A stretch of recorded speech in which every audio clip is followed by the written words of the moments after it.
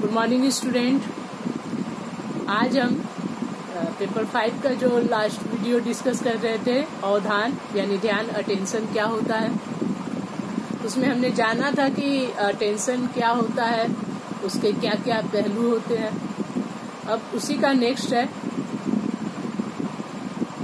अवधान की दशाएं, condition of attention, अर्थात अटेंशन के क्या क्या कंडीशन हो सकते हैं, यानी किन किन परिस्थितियों में हमारा ध्यान किसी वस्तु विशेष पर जाती है।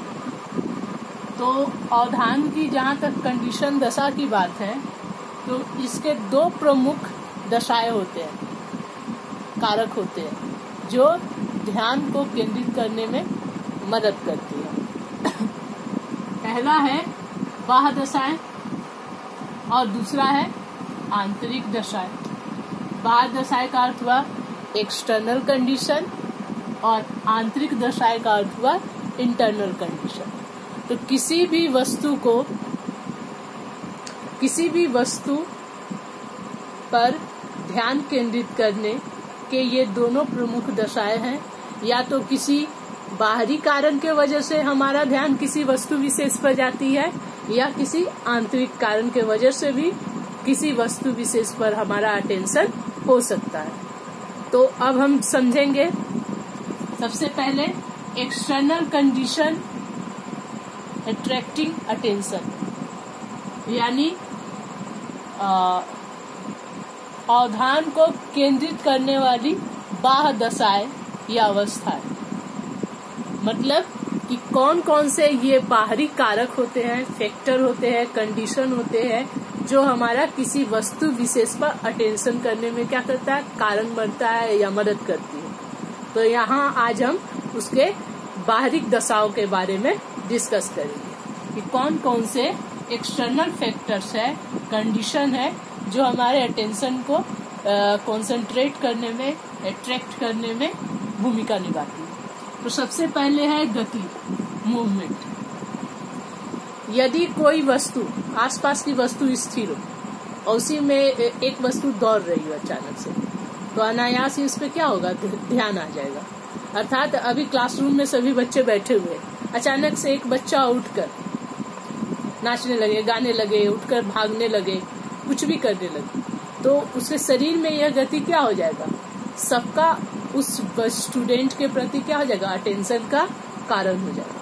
क्लास में टीचर पढ़ा रहे हैं, अचानक से कोई स्टूडेंट कुछ बोल दे, तो क्लास स्थिर है, उसी में अचानक से बोल दे तो क्या हो जाएगा, या उठकर खड़ा हो जाए, विभिन्न तरह की एक्टिविटी करने लगे जो उस समय नहीं करने की जरूरत है।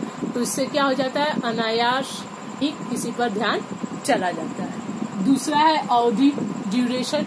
जब किसी काम को हम लगातार करते रहते हैं, जितना लंबा समय तक करेंगे, उसके प्रति, उस वस्तु के प्रति हमारा ध्यान क्या होगा, उतना ज्यादा जाएगा।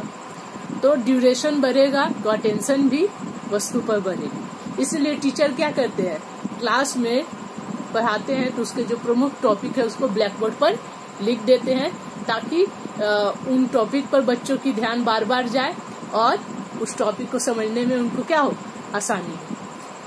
तीसरा है स्थिति, स्टेट। स्थिति का है कि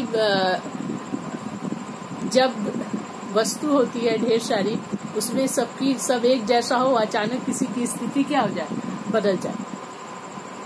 तो सब रेड कलर का ड्रेस पहना हो, या सब आप लोग जैसे यूनिफॉर्म पहन कर आते हैं, उसी में कोई एक कलरफुल ड्रेस पहन कर आ जाए, तो क्या हो जाएगा, सबका ध्यान उसके प्रति चला जाएगा। तो ध्यान के कई कारण हो सकते हैं बाहरी रूप से। तो स्थिति भी है, तीव्रता, इंटेंसिटी। शांत वस्तु के बजाय जो वस्तु जितनी तीव्र होती है, जितना ज्यादा आवाज दे, उसके प्रति सबका ध्यान चला जाता है। मान लीजिए कक्षा में सब शांत है, अचानक से कोई जोर से चिल्ला दे, तो क्या होगा, सभी का ध्यान उसके प्रति चला जाएगा। तो इंटेंसिटी भी ध्यान केंद्रित करने का एक प्रमुख कारण है बाहरी रूप से। नेक्स्ट है विषमता, कॉन्ट्रास्ट। जब सब एक जैसी वस्तु हो, उसमें से एक दो वस्तु अलग हो जाए, तो वो भी क्या करते हैं, हमारे ध्यान को केंद्रित करने में मदद करता है। नवीनता, नोवेल्टी। जब बहुत सारी चीजें जब हमारे आसपास पुराना हो और अचानक से कोई नया चीज हो जाए, घर में जैसे सब कुछ है, सामान पहले से रखा हुआ, अचानक से कोई नया टीवी आ जाए या फ्रिज आ जाए या कोई भी वस्तु नई आ जाए, तो क्या होता है, कोई भी आता है तो सबसे पहले उसका ध्यान कहाँ जाता है, उसी वस्तु पर जाता है। तो नवीनता, शिक्षक क्लास में जाए और टीचिंग करने, अचानक से उसका मेथड अलग हो जाए, डेमोन्स्ट्रेशन का तरीका हो जाए, मॉडल अलग तरह का कर दे प्रेजेंट, इससे क्या हो जाएगा, पूरे क्लास का अटेंशन टीचर के ऊपर हो जाएगा, उसके टीचिंग लर्निंग प्रोसेस में हो जाएगा। उसके बाद आकार, साइज, छोटी वस्तुओं के अपेक्षा बड़ी वस्तुओं पर लोगों का ध्यान क्या होता है, ज्यादा जाता है। तो क्लासरूम में टीचर्स को भी क्या करना चाहिए, पढ़ाते समय बड़े बड़े शब्द को क्यों बोला जाता है कि आप लोग जब जाएंगे स्कूल में पीओटी में पढ़ाने के लिए तो क्या कीजिएगा, बड़े बड़े और शार्प अक्षर में लिखिएगा, ताकि दूर बैठे क्लास के बच्चे को भी वो शब्द दिखाई दे सके और वो सीखने पर, नहीं तो यदि बस सबको ही नहीं पहचान पाएगा, उसी पर ध्यान नहीं, उसी पर कंफ्यूजन रहेगा, तो वो क्लास में बच्चा स्टडी कैसे बेहतर ढंग से कर पाएगा। तो इसके लिए आकार, जिस वस्तु की साइज बड़ी होती है उस पर बच्चों का, स्टूडेंट का या लोगों का ध्यान चला जाता है। इसके बाद है स्वरूप, फॉर्म, वस्तु का स्वरूप जो होता है, फॉर्म, वो भी मायने रखता है। Form means nature. यदि क्लास में बैठा प्राय सभी बच्चा एक स्वभाव का है, उसी के बीच में यदि कोई शरारती बच्चा हो या चुप रहने वाला बच्चा हो तो उसके प्रति भी ध्यान चला जाता है। तो ये बाह्य कारक है। इसके अलावा और भी बहुत सारे फैक्टर है जो बाह्य रूप से प्रभावित करते हैं, जो अटेंशन को क्या करते हैं, अट्रैक्ट करते हैं, जिसमें हम लोगों ने जाना कि किसी वस्तु में यदि गति हो, अवधि या स्थिति, जा रहे हैं रास्ते में हम और सब कुछ ठीक है, अचानक से एक दिन जा रहे हैं एक पेड़ गिर गया तो क्या हो जाएगा, उस पर ध्यान चला जाएगा। उसकी स्थिति बदल गई है तो ध्यान भी ऑटोमेटिक चली जाएगी। कोई वस्तु में तीव्रता हो, यदि जोर से आवाज दे, धीमी आवाज पर किसी का ध्यान नहीं जाता, लेकिन अचानक से कोई क्या हो, जोर से बोल दे या सब शांत हो और कोई फुसफुसा रहा हो कान में, तो इससे भी क्या होती है, किसी भी चीज की जब तीव्रता हो जाती है, अधिकता हो जाती है, तो वो भी अटेंशन का एक कारण बनता है। विषमता, जब कोई कॉन्ट्रास्ट हो, सारा फ्लावर रेड कलर का हो, एक व्हाइट कलर का फ्लावर हो जाए तो ऑटोमेटिक उस फ्लावर पर लोगों का ध्यान चला जाएगा। नवीनता, जब भी कुछ नया चीज हम देखते हैं तो उसके प्रति हमारा ध्यान चला जाता है। साइज, जिसका सभी एक जैसा हो, उसमें से एक साइज अलग हो जाए, एक वस्तु अलग साइज का हो, आकार का हो, तो उसके प्रति सबका ध्यान चला जाएगा।